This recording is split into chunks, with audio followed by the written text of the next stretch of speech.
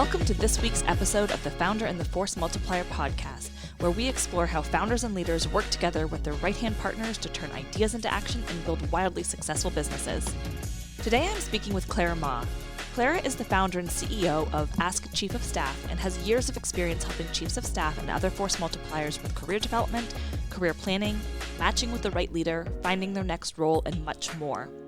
Clara spent the first years of her career at a technical recruiting firm, placing engineer talent at early-stage startups like Warby Parker, Dollar Shave Club, and Bonobos. She then worked at AngelList helping startups hire technical talent and placing over 50-plus candidates at other early-stage companies. Most recently, Clara has been cultivating a community of over 500 aspiring and current chiefs of staff through mentoring, providing resources, and finding their next opportunities. This was an in-depth conversation about all things chief of staff. Clara was so kind to answer all of my questions, and who better to ask those questions to than the founder of Ask a Chief of Staff. If you enjoyed this episode as much as I think you will, then be sure to let us know in all the usual places, such as leaving us a review on Apple Podcasts, Spotify, or wherever you're listening to this episode. Great. I'm so excited to have this conversation with you. Me too. I'm excited to be here. Good morning or afternoon, depending on where you are. Yes. I have all the questions about the chief of staff role that I'm so excited to be able to spend some time with you today talking about. So if you're ready, I'd love to just jump right in. Yeah, let's do it. Okay, cool. I always like to start off with a fun question or fun-ish question. What is the product or brand that you are most loyal to and that you recommend to all your friends?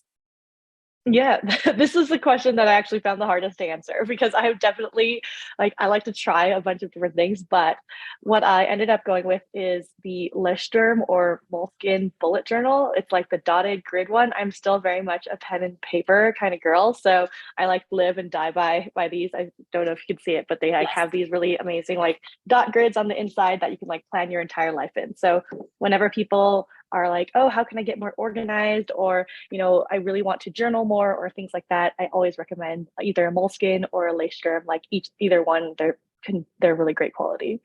That's awesome. I too am a paper and pen kind of person. This is, I'm literally taking notes right now as we talk.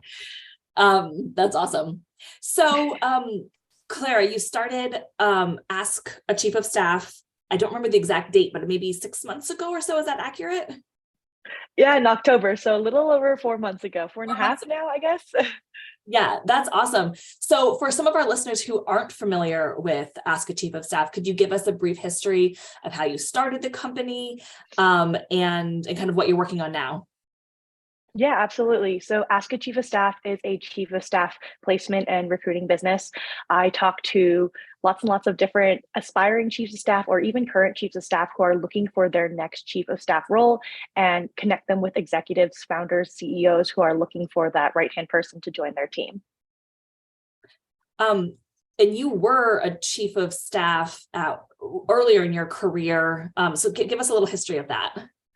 Yeah, so I was a chief of staff at a Series A startup. The start date for that chief of staff role was February 2020. So right before everything shut down and we all had to go from being in person at an office to fully remote. So that was a big wrinkle that I did not expect in my chief of staff role. And as I grew within that company, we were Series A when I started. We did raise our Series B while I was there. So I got to see the entire process kind of leading up to that change and also all the changes that were happening within. I always liken my chief of staff tenure very much as a catch-all operations person. We didn't have a COO at my company. And so anything that was non-technical was pretty much split between my CEO and myself. So we had this very much work in parallel type approach to the force multiplier or chief of staff role. I was there for a little over a year. And after that time, the chief of staff role had changed quite a lot and the company had changed as well. And I realized how much the chief of staff role had really impacted my career. It was truly one of the most transformational roles I've ever taken on. And I just remember how hard it was to get started, especially with the pandemic. And so I had spent a lot of time reaching out to other chiefs of staff on LinkedIn, trying to pick their brains brains trying to see, am I doing things right? Am I, thinking about this role in the same way that other people are, and really built this community around myself. And so wanted to take that to the next level, which is where I joined On Deck. And I think that's where you and I met, Yes. where I was building out a community of chiefs of staff. So I think that community grew to over 400 while I was the program director there. It was really the space where we could share resources, share stories of, obstacles that we were going through, and have this brain trust around ourselves to really help navigate this kind of ambiguous and kind of complicated role at times. And after my time at On Deck, decided that I wanted to continue to work in the space. But a lot of the questions I was getting externally were, how do I find a role? How do I get connected to the right principal? How do I know this is the right place for me? And so I decided to really lean into this recruiting aspect, which is my background from many, many years ago, and now focused directly in the chief of staff space. Yeah, that is so cool. I was going to ask you, what really made you take that final leap to start because you were working with On Deck for a couple, at least a year, if not longer. Mm-hmm. So what made you take that final leap to really become an entrepreneur, become your own, a founder, and go start your own business? Yeah, I would say it was definitely a lot of different circumstances played into it. On Deck themselves went through a pretty large transition in terms of what they wanted their product to be. So the chief of staff community was something that was going to be sunset at the end of the year last year, while I was still advising and working with them. And so, it kind of gave me this opportunity to really think about what I wanted to do next. And I considered a whole host of different things. One was actually going back into a chief of staff role. So thinking about, was there another principal that I would like to serve, another executive or team that I wanted to be on, to take all the things that I've learned after speaking with hundreds of chiefs of staff now and apply those in some setting. Another was, continuing to build in the community space, whether it was in a chief of staff realm or just in community in general. I really loved being what I call like the switchboard operator of that community, connecting people with each other, having folks share their problems and finding a way to help them solve them, whether it was introducing them to somebody new or even doing a quick Google to get them started in the right areas. And then the other one was always being a founder or being an entrepreneur was always something that I wanted to do, but I just never really knew what the problem I wanted to solve was. And I think one of my limiting beliefs for a very long time was that in order to be a founder, you had to have some sort of Uber idea. You had to have like this idea that had to become $1 billion or unicorn company. And that really stopped me for a long time because I just couldn't think of a problem that I was well positioned to solve.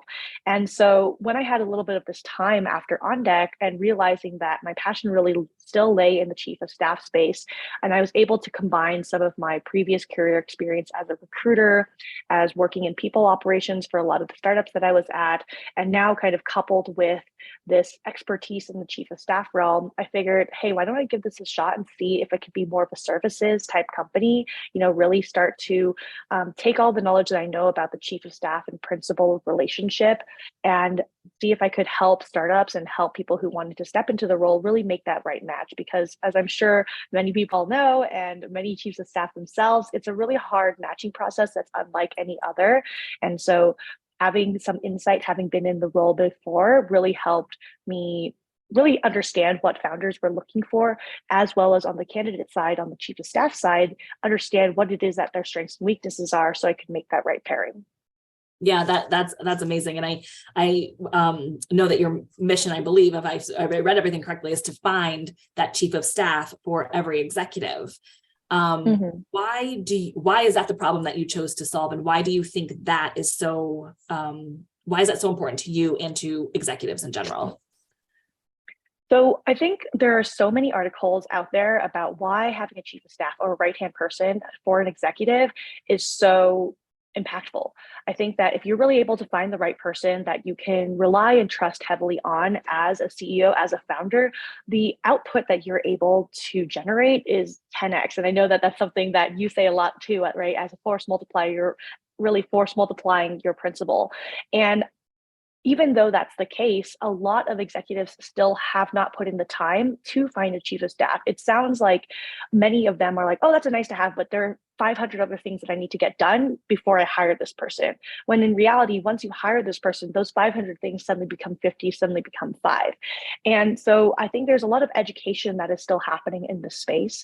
And I'm sure you've seen the chief of staff role has really skyrocketed in terms of popularity. There's, 28,000 jobs on LinkedIn that are all chief of staff related. And within 2 hours of that job going up, there are hundreds of applicants. And so there's definitely something there in terms of the role being necessary and wanted, but there's still not a lot of literature on how to be a good chief of staff, or, what makes a good chief of staff to a specific principal. There's a lot of, well, it depends, on the person, on the stage of company, but I think there are some overarching threads that I've seen with chief of staff candidates that end up succeeding in the role and really taking the role forward. And so I decided to focus on this problem because I feel like I was uniquely positioned to do so. I had gone through it myself. I knew that the matching process was hard. I learned a lot throughout my time there. And after talking to hundreds of chiefs of staff, I still realized that there was a pretty big gap in the market where people were still falling into the role or kind of accidentally finding themselves in the role, and wanted to make it a much more intentional transition for people who are interested in it, so that you're better set up for success as opposed to kind of blindly feeling your way through it. Yeah, there's so much I want to dig into here. So you mentioned these common threads that you see, because you're right. I say it sometimes too. Other people say it that I hear. It's like, well, it does depend, but there are some common denominators that make a successful chief of staff. What have you found to be some of those common threads? Yeah, so the first one is kind of this people aspect, right? I always say that the chief of staff role over any hard skill that you can have is a people role. And so you really have to be good at understanding people and kind of reading between the lines a lot of the time, reading people's expressions, and also being able to build these relationships and kind of have this high trust mentality about yourself. One analogy that I really love that I've heard from Michael Sheets, who is the former chief of staff, is that when you're at a wedding and the bride comes down the aisle, everybody is looking at the bride, but the chief of staff is looking at everybody else's expressions. And I felt like that was such an incredible way to capture the kind of environment that a chief of staff really thrives in, is that, yes, obviously everybody's going to be paying attention to the big thing, the big spectacle, but it's your job to really kind of read the room and see, okay, what is the expression that everybody is wearing on their face when they're looking at that thing? Is it one of fear? Is it one of concern? Or is it just general jubilation? And you can really use that to help continue to guide your principal when it comes to decision making further on. So being a people person, I think, is really number one. Number two is kind of meticulous organization and project management. There's 1,000,005 things that you're going to be asked to do and tasked to do. And it's really about figuring out how to keep a lot of those plates spinning all at the same time, and figuring out this glass ball and rubber ball analogy, right? Some things you can't drop, and other things it'll be okay and they'll bounce back, but you need to be able to figure out like what the prioritization is, and project management really comes into that. Then the third thing I'll say is really kind of being the voice of reason, but I like to say it's like you kind of have two brains. One is your principal's brain. So are you able to come to the same decisions as your principal? About 80% of the time, you're able to get to the same endpoint using the thought processes that you now know they are using, because you have built up trust and time spent with that person. And the other 20% is really tackling it from your perspective and saying, okay, if I was in charge, how might I think about this? And when is the right time to surface that perspective to your principal? Because you have this knowledge of the organization, because you have this 10,000-foot view, while you're also pairing that with the in the weeds, you kind of have a little bit more context that's very different from anybody else in the organization. And you need to know when to bring that into play. I am so on board with those three. And, I think oftentimes, and I know I probably miss this, but I love that your emphasis on the people part of it. It's like, that is the most important part, but sometimes like we brush over the fact that it's actually a very people oriented role, and we need to be paying attention to everyone, not just our principal, but to everyone else in the organization, so that we can share that information up, sharing information down, and also just be taking a constant pulse on the organization or clients or investors, etc. Okay. Literally, I have so many questions for you. So what, you mentioned a little bit about the role being super popular right now, and the 28,000, job ads. I'm seeing the same thing. I'm sure many people who are going to be listening to this are seeing the same thing too. Do you feel like it is a trend? Is it specific? Do you think we're going to continue to see this popularity? Do you think it's a trend? Where do you think this chief of staff role is going? I think we're going to continue seeing it. And the reason I say that, one, is because obviously if it doesn't, then I'm in trouble, right? My business is in trouble. But I also think that the reason I was able to start my business at the time it is, that the time it is right now, is because of this growing acceptance of the generalist being a career path. And so I look back to October of last year, right, when I first started this company. And I was pretty trepidatious about doing it because there are a lot of layoffs happening. There still are a lot of layoffs happening in February of 2023.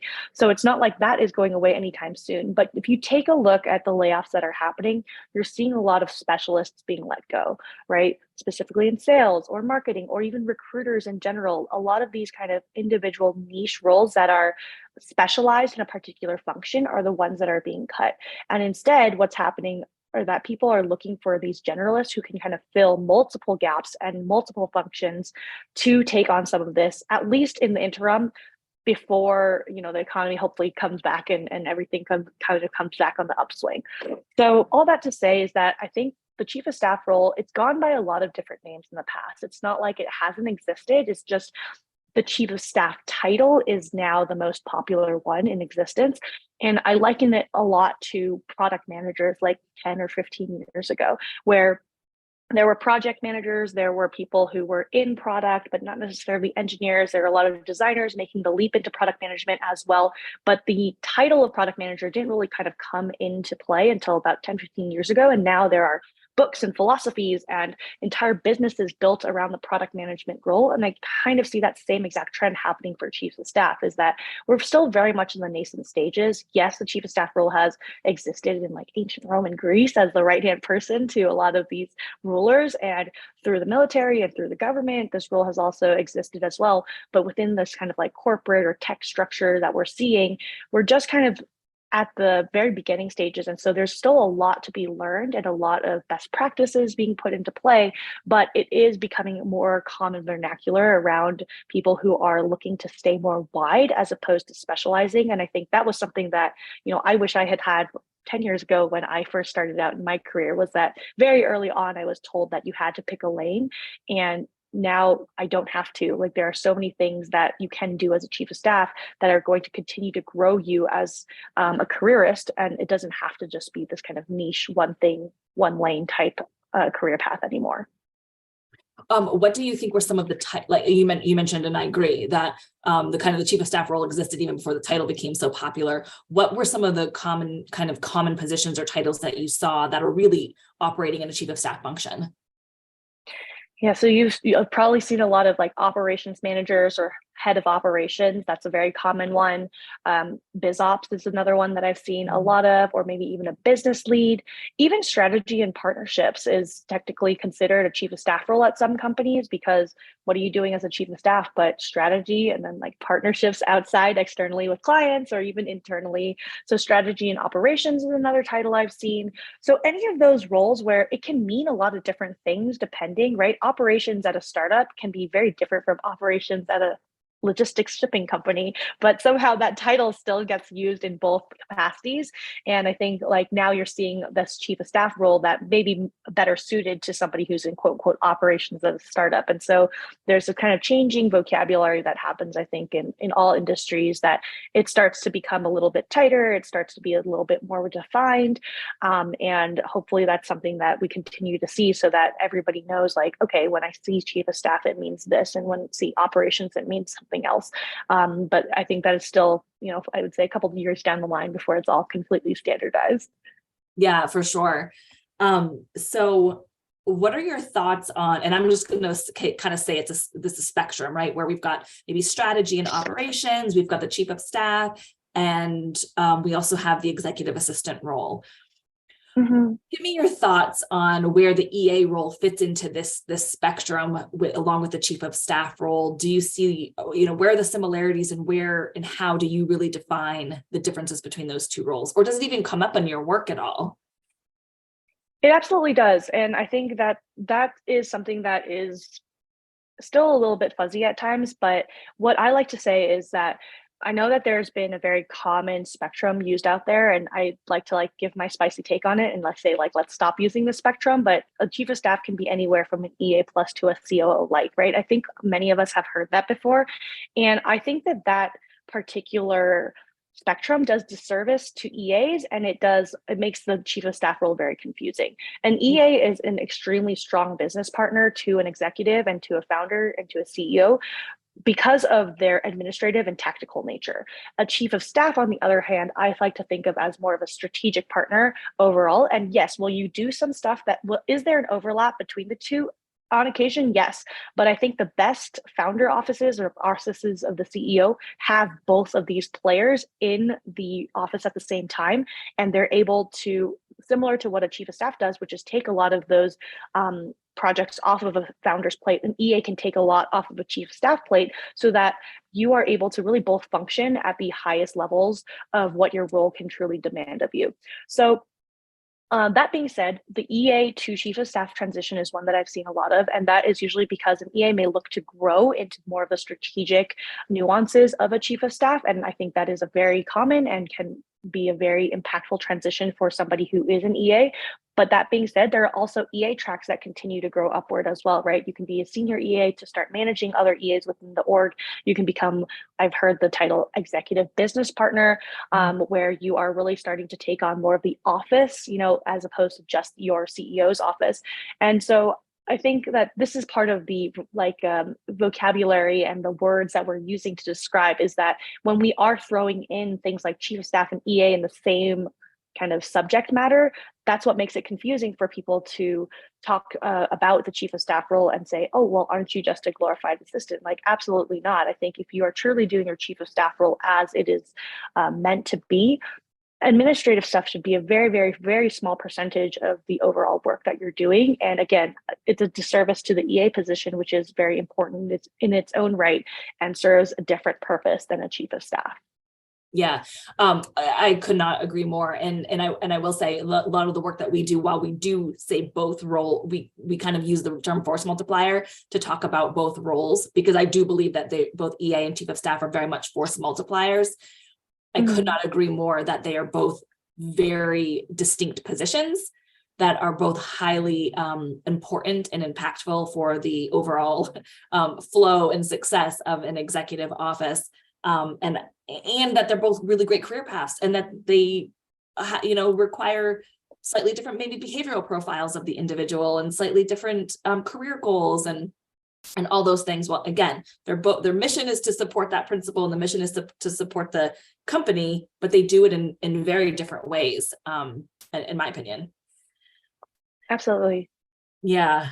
Okay. So we talked about that that kind of EA chief of staff. Now, are there different levels of the chief of staff role as well?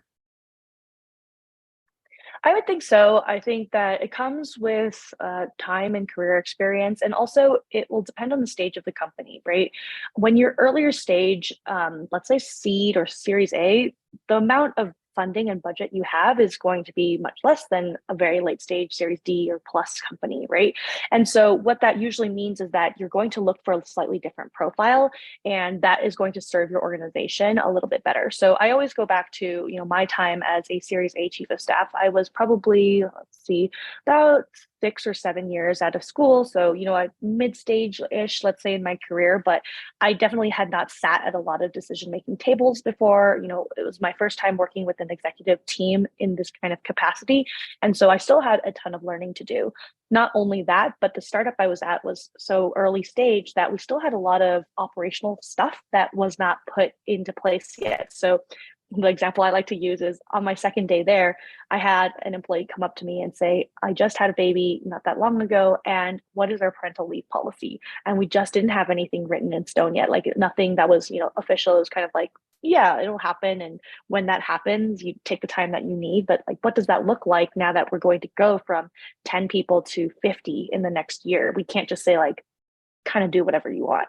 So that on that level, it was very kind of operational processes oriented. It was a lot of still very much being in the weeds and putting these things into place so that the company could continue to expand and grow. So I like to call it like the get stuff done chief of staff. And this tends to be somebody who they can be a little bit more early stage, right? It doesn't mean that just because you have 10 or 15 years of experience, you don't want to do this stuff. Some people really enjoy doing it, but I think that it is something that, you can have a little bit less context, let's say, about the goings on of what the product is and more context around the operational parts of the business that make it tick and make it run. Once you get later stage in companies, those things are already figured out. Hopefully you never have to do that again, right? Like you have the 401k stuff, you have the operational stuff, and now you can really focus on the product and the strategy and the kind of like longevity of the company, because you're no longer kind of on the day by day, just making sure that the company is running on an operational standpoint. And so I call that more of that strategic advisor, thought partner, sounding board to your executive. And that just tends to come with a little bit more experience. I mean, it's very hard to be a chief of staff your first role out of school. I always like recommend against it because you just don't have the business knowledge and the business context of like what makes a good company run. You haven't seen a lot of that. And yes, you can learn it, but chances are like your opinions and your kind of perspectives are not going to be as strong as when you have been at a couple of different companies. You've seen how the world works a little bit more. And so that strategic advisor tends to be somebody who's a little bit later stage in their career just by experience of life, right? It's not necessarily because, they're that much smarter or like anything like that, but you just have more context on how businesses run. And so you're able to bring that to the table in a way that is much more informative and impactful than, let's say, somebody like me, which I was still very early stage and was still trying to figure out a lot of what this looks like at a leadership level. Yeah. So I'm curious, how did you just fall into your chief of staff role? How did you actually go about getting that, getting your chief of staff role? And do you have any recommendations for people who might be looking for their first chief of staff role?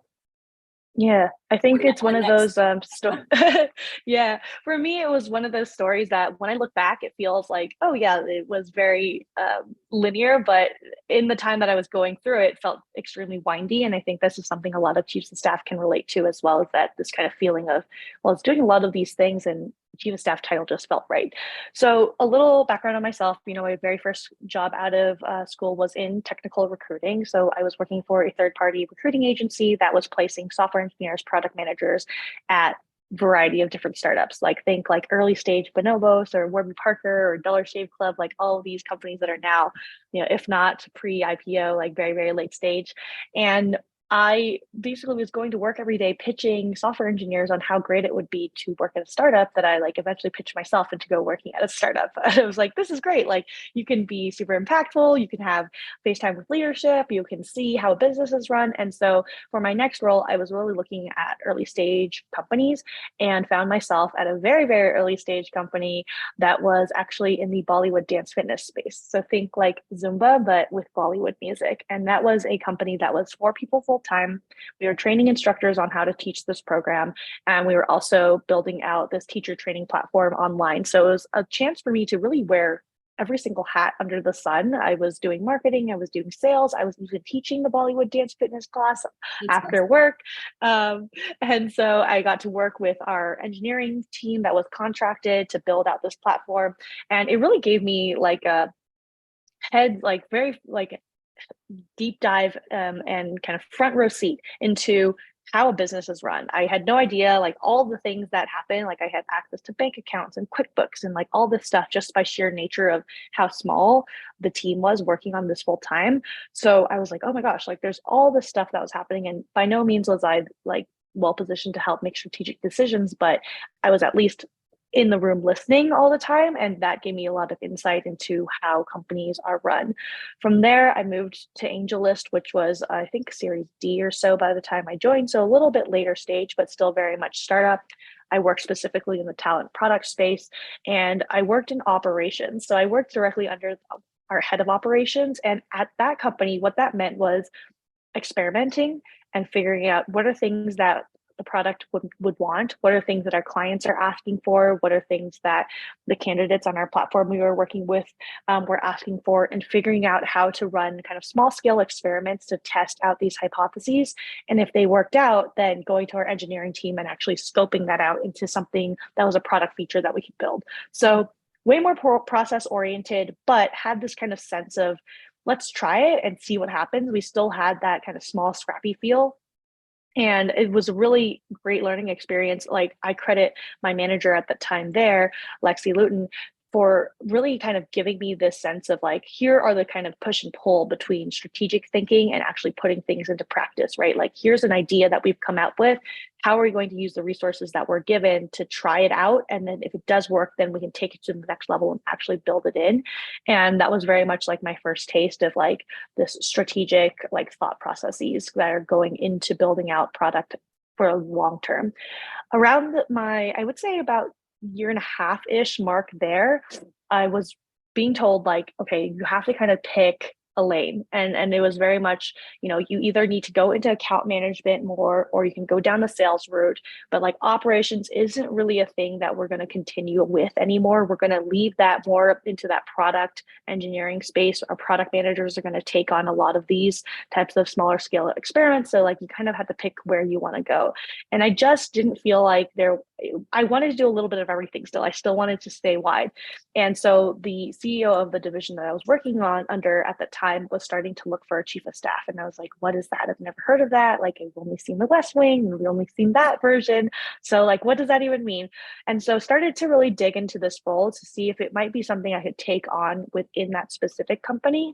And was like opened up to this entire world of chief of staff stuff that I just had never experienced or thought of or even heard of before. And so, I looked at things like Chief of Staff Network and their blog. I just Googled Chief of Staff Tech and saw what came up, and just started doing a lot of reading and figured out like, hey, this is, I think, the title that would work best for where I'm trying to go next. And I felt like I was doing a lot of that with my manager already. We were working very close in lockstep.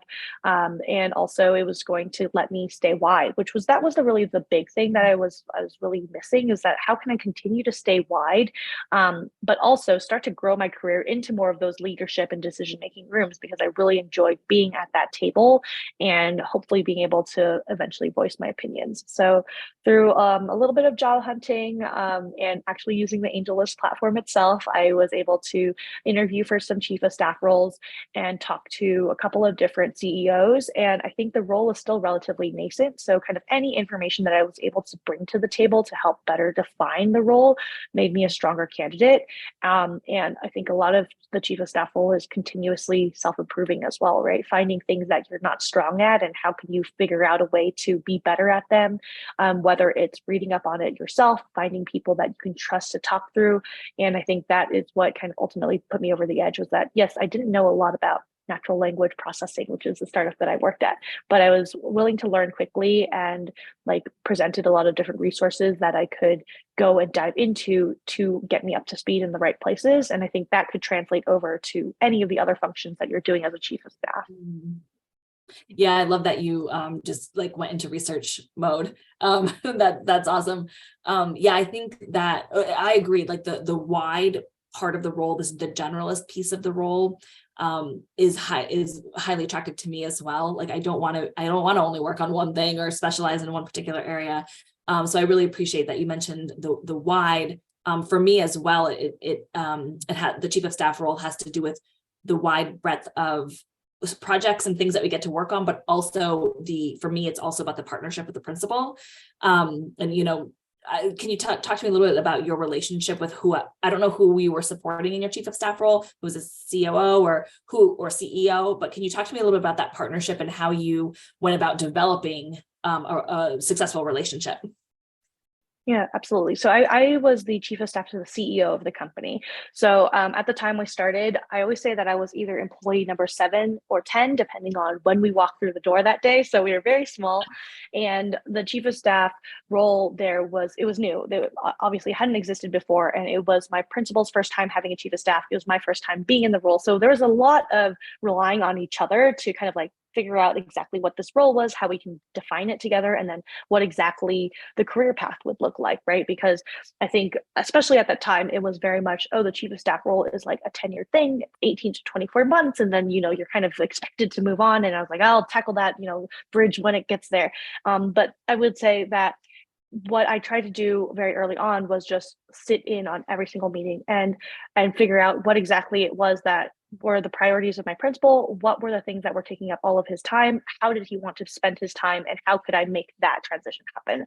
The added wrinkle, of course, was COVID, and probably about a month after I started, originally when we were in office, I sat right next to my principal, so it was super easy just to lean over and like say, oh, here, hey, there's this thing I want to give you context on, and just really quickly, babble it off, and then I just kind of internalize it. But with COVID happening, that was something that you just didn't have anymore. You didn't have that kind of like water cooler conversation. And so we had to figure out a way to figure out how to continue to build that relationship early on, while not completely overturning like the modes of communication we use, which we had Slack and email, but Slack was really felt at our company more of an urgent thing. It was like, hey, don't like really DM or Slack people unless it's really necessary. And then there were like channels where people were building, engineers were like building in public and things, but kind of that direct DM approach was not really the culture of the company. And so I kind of had to figure out like, okay, do we do like a daily stand-up, or is there a way that we are able to kind of debrief with each other and figure out what the operating cadence kind of between us was. And so we settled on like a weekly kind of rosebud thorn, or like what went well, what didn't go well, and that was like our big debrief. But we would have more of like a daily check-in every day to kind of just see like aligned on stuff, like here are the things that we had said at the beginning of the week, are they still the same priorities?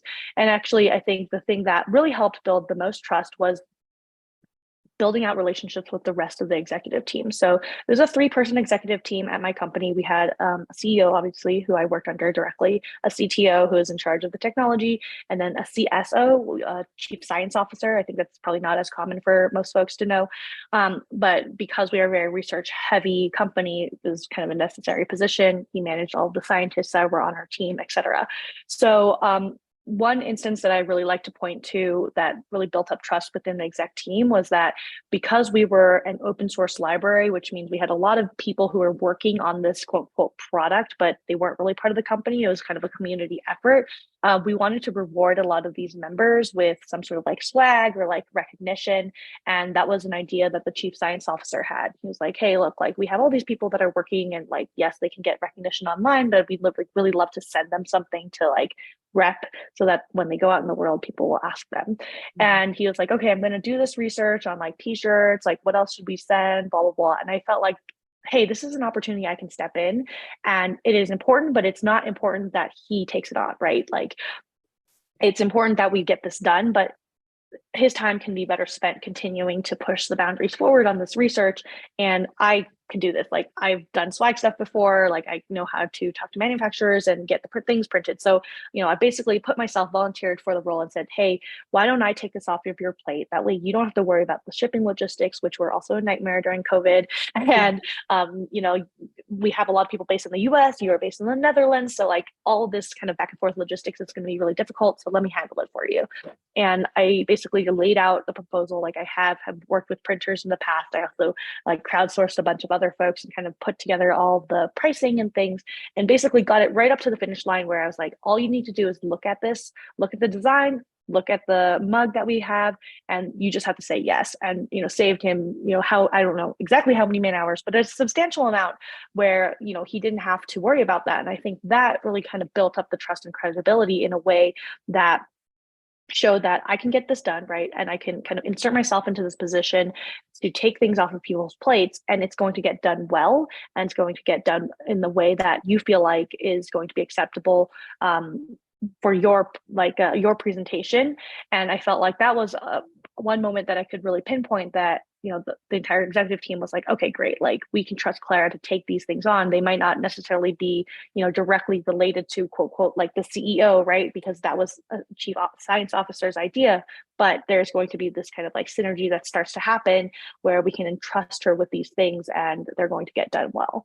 So I always like to use that story as an example of hopefully like many times where things like this happen. But that was very early on during my chief of staff tenure. And I think that really helped to kind of steer the ship in the right direction.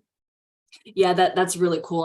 And just a great reminder how important the executive team, I mean, the whole team, but particularly I think the executive team or the leadership team as well, that really, again, as an extension of the CEO, like you're supporting them as well as if the CEO would have been supporting them and or taking on projects like you mentioned off their plate so that they can go do what they do best and not have to worry about those other things. Out of curiosity, in that position as a chief of staff, did they also have an executive assistant on staff? Not full time. I think that my CEO had a double assistant for a little while, and he had been using them. They're a virtual executive assistant, mostly calendaring, that he used a little before I joined, and I think we overlapped a little bit, but no, we didn't have an executive assistant full time at all. Okay, yeah, I was just curious how that, did you end up having to do this, do scheduling and things like that in your role? There was definitely a bit of that, and mostly because a lot of those calls, my CEO wanted me to end up taking on. So they were client calls with potential clients that we were going to do projects with, or partnership calls, things like that. And so he would throw me into the email thread and kind of try to find a time for all three of us to meet. And so it wasn't directly calendar management of his time. It was kind of like figuring out how all three of us could be in a room together, so that eventually I took on a lot of those client calls to kind of be the first line of customer discovery and things like that. And then we eventually actually hired a director of product. And so a lot of those calls eventually shifted over to that person. But I think that just goes to show like the kind of the responsibilities that get passed into a chief of staff role. And it was to the point like we were getting so much interest that it was like, okay, I think it's time for us to hire a director of product to really kind of take this to the next level, because we can kind of keep doing this on an individual small scale between the two of us. But I think it's time for us to really build out like a product person team and also sort of a sales team as well. So a lot of that was like a transitionary flow. And so I would say, yes, I was doing scheduling in a sense, but it was mostly for the kind of responsibilities to then flow into me and then eventually the next hire. Yeah, that it makes so much sense. I've similar format that I've experienced and heard others experience, especially in those smaller companies. I mean, that is the chief of staff handles, as you know, so much, or in these startups, and then eventually it gets handed off to full positions or full teams. Oftentimes once we, the chiefs of staff, get it down or create a process around it, and then can, eventually hand it off. Absolutely. Curious about your thoughts that I often hear, and I believe too, that the chief of staff role is really this, can serve as a strategic advisor, and oftentimes needs to be, or is tasked with being, the truth teller to the principal.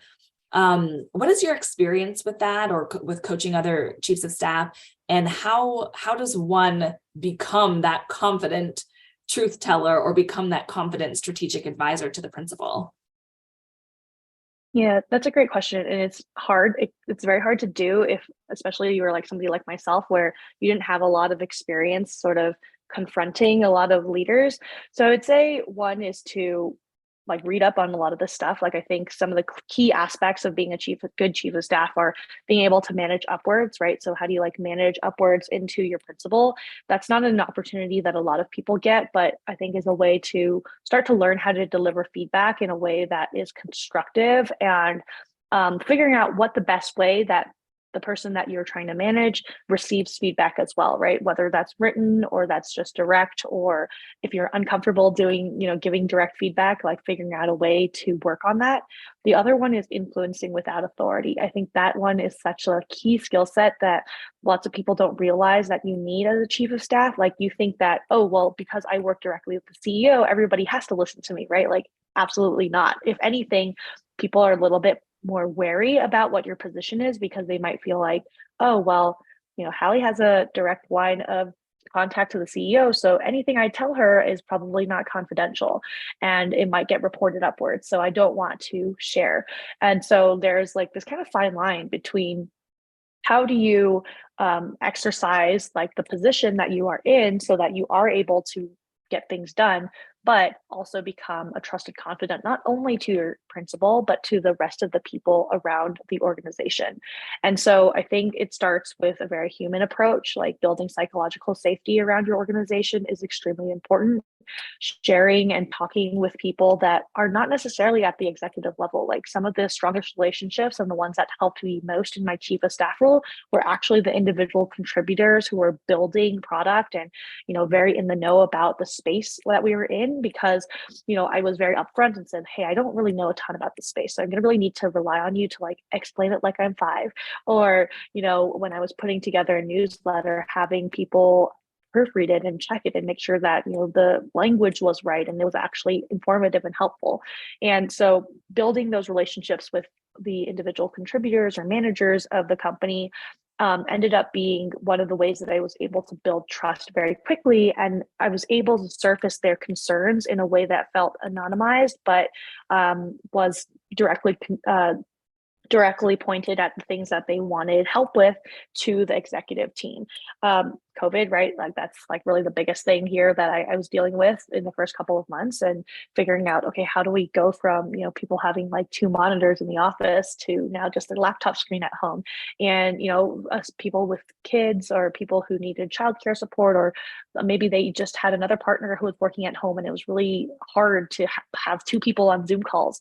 And so, people were mentioning these things to me kind of in passing, just because we would have conversations on like, how are things going? How are you feeling? Are there family members that you're concerned about? Things like that. And I was able to kind of surface these things up to our executive team to like bring in like, okay, let's give everybody a stipend to spend on work from home stuff. Like let's build in a little bit of a different health and wellness benefit because people are really stressed out. And it's stuff like that that I think starts to build up that trust, and it has to happen incrementally. It's not going to happen overnight. It's not going to be like your CEO wakes up one day and be like, oh, I trust Claire with every single thing that, I'm working on. It's never going to be like that, but kind of these small steps. And I would say doing like a monthly or even like every quarter reflection on the types of things that you're doing now and the things that you were doing 3 months ago is really going to help you see how far that trust relationship has come and the things that you're privy to now that you weren't back then. Yeah. I love how you emphasize, especially the psychological safety and just taking the time. It's very easy to get caught up in just like yourself, your work, your principal, the leadership team, but really taking the time to build those relationships and listen. And one of the things I kind of heard you mention, you didn't necessarily say the words, but to me, it sounds like there's a lot of humility and a lot of curiosity that goes into those conversations, and listening to the rest of the team and asking great questions, and just seeing what comes up, seeing the patterns that come up, and then you can find solutions. And it's really the finding of the solutions that is then building that trust.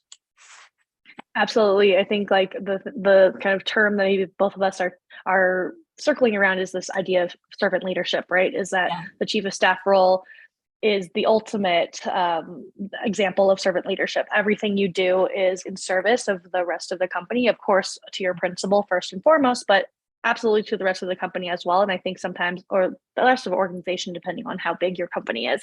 But I think that's something that a lot of people tend to overlook as well, is that yes, you're hired directly by your principal, by your executive, and that's the person that you're going to report directly up to. But your role is not as effective as it can be if you're not also thinking about the rest of the organization and how everything fits together. Yeah, that's right. What's the most common question that you get about the chief of staff role? I would probably be, how do I become a chief of staff? Yeah, okay. I think that there's still a lot of like confusion around it, and kind of like tangentially related to this, right? Are there any skill sets that I need? Should I go to MBA school? Should I get an MBA, business school? Are there any particular like hard skills that I should have to be a chief of staff? And my short answer is always no, right? Like there's no one path to being a chief of staff. I've seen chiefs of staff be former teachers, former lawyers, yes, ex-consultants, yes, people who have MBAs, but there's no really one tried and true path. I think it just really depends on what kind of chief of staff that you want to be, right? Some companies will want that kind of like more consultant background, and it's not because they want that specific name of the consultancy. It's because they want the sort of like thinking frameworks and like the kind of thinking processes that lead into decision making that are super helpful. Those can all be taught. I think that if you want to be an earlier stage startup chief of staff versus a later stage chief of staff, like I said, we talked a little bit about this, like one person is going to be more of that like operationally minded, process oriented, and the other is going to be more strategic advisory. So it really just depends on where you want to be a chief of staff. And that's kind of the question that I usually ask back to people who are looking for chief of staff roles, right? Why do you want to be chief of staff now? What about it is that, what about it is appealing to you in this particular junction of your career, and where are you hoping to take this chief of staff role next? And I know it's kind of a weird thing to kind of think about what comes after the chief of staff role when you're looking at the next step of your career, but I think that that really helps drive the kind of chief of staff that you want to be, and also the kinds of roles, right? There are now more, I think, principals that are looking for chiefs of staff who are going to stick by their side for kind of an extended amount of time, which is very different from even 3 or 4 years ago, where it was like, man, you're going to be here for a year, maybe 2 years, and then like you fly the nest. And so there is a distinction between these types of roles now, and it's really important to understand yourself enough to know that which of these positions you want to step into, because if it's the wrong one, you're going to find that out very quickly, and the expectations of your principal and yourself are going to be completely missed. So yeah, I would say like the question I get the most is, how do I become a chief of staff? Yeah. And that knowing yourself, I think, is so important. Knowing yourself, knowing your behavior, and knowing what you want now and in the future is so key. What are you working on next, and kind of what are you most excited about working on this year? Yeah, so I'm continuing to grow Ask a Chief of Staff, continuing to place candidates who are aspiring or current chief of staff with executives that make the right match. I'm also really invested in continuing to build out content for the chief of staff role. I think that there's a lot of literature out there about why it's great for an executive to have a chief of staff, but on the other side, how do you become a successful chief of staff? What are the things that you should be thinking about, and what makes a chief of staff like good versus, or I would say effective versus less effective, right? And so there's a lot that I'm happy to share about my own experiences, but also just continuing to crowdsource a lot of this material. I've always said that the best people to learn how to be a chief of staff from are the people who are currently in the role, right? People who are putting out the fires every day. They are dealing with these, kind of crazy situations of having to fundraise in this time, in this kind of like climate, or trying to figure out how to scale your team with limited resources. And I think that once you step out of the chief of staff role, there's a certain amount of like, oh, that was like a previous part of my life, and I don't really remember what it was like experiencing it, because it was very difficult and it was very complicated, but we kind of tend to like paint a rosy picture of the things that we've done in our past. So I think it's super important to kind of continue to talk to chiefs of staff who are in the space right now, who are serving principals, and really try to get all that information out of them so that we can preserve it and continue to amplify this role and what it can do for executives down the line. So content is always a big part of the work that I do. I run bi-weekly workshops on different things that are involved with the chief of staff role, like OKR planning is always a big one, strategic planning, but even things like how to best rewrite your resume for a chief of staff role. So all of those are on the docket, and hoping to do more speaking engagements like this with more podcasts and more panels and things like that. That's awesome. So exciting. And I love all of the content that you put out. So please keep doing that, because I certainly go back and read it often. And of course, recommend it to a lot of people, because I do think it's so, one, it's something I wish I had like 10 years ago when I was exploring the chief of staff role, when I was like looking at government documents to try to figure out like what the heck the role was. Absolutely. So it's still so needed. And I just appreciate the thought and the intention behind the content that you put together, by getting those stories from today's chiefs of staff and how it applies today and how it's going to evolve over the next couple of years. Where can our community or people on the call, and this is obviously going to be shared with other people as well, where can they connect with you to learn more, or where's the best place to go? Yeah, definitely connect with me on LinkedIn. That's the only social media I have. So it's the only place that I really exist on the internet nowadays. So feel free to connect with me. I'm always happy to connect with anybody who's just even interested in the chief of staff role. And I'll post my newsletter there as well. You can go to askachiefofstaff.substack.com if you want to subscribe directly. New issues of the newsletter go out every 2 weeks, so you can look for that. And it'll have a combination of whatever topic I'm exploring that week, as well as a couple of job postings that I'm working on. So it's a great place to just kind of keep abreast of all of the chief of staff news that's going on. So yeah, check those two out. Yeah, awesome. And we'll make sure we add those links as well. Thank you so much for taking the time to hang out with me today and answer all of my chief of staff related questions. I so appreciate it. Of course. Absolutely. It was so great to chat with you. And thank you everyone who's listening to this in the future or in the meantime. And I'm looking forward to continuing to connect with all of you and learn even more about the chief of staff role. Awesome. Thanks so much, Clara.